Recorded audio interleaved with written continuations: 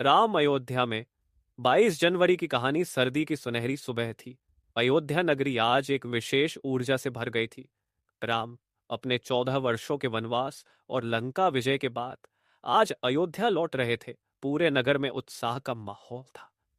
घर दिए जल रहे थे, फूलों से सजी गलियां और लोग जय घोष कर रहे थे। अयोध्या के राजा दशरथ की मृत्यु के बाद राम को वनवास जाना पड़ा था। उस कठिन समय में माता सीता और भाई लक्ष्मण ने उनका साथ दिया था।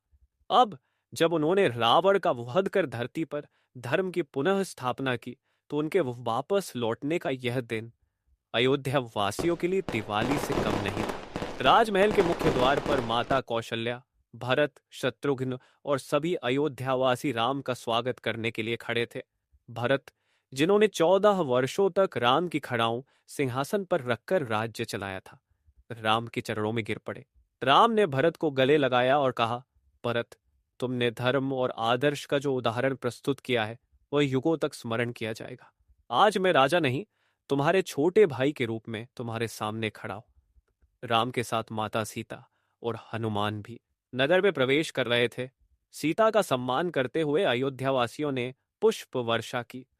हनुमान को देखकर बच्चों से लेकर वृद्धों तक ने उनका जयकारा किया। राजमहल में प्रवेश के बाद राम ने अपनी मां कौशल्या, सुमित्रा और कैकेयी के चरण छुए। कैकेयी को देखकर उनकी आंखों में आंसू आ गए, लेकिन राम ने विनम्रता से कहा, मां, तुम्हारा निर्णय धर्म के लिए था। मैं कभी भी तुमसे नाराज नहीं था। शाम होते ही अयोध्या की हर गली, हर घर दीपों से जगमगाने लगी। राम का राज्याभिषेक हुआ और वे आधिकारिक रूप से अयोध्या के राजा बने।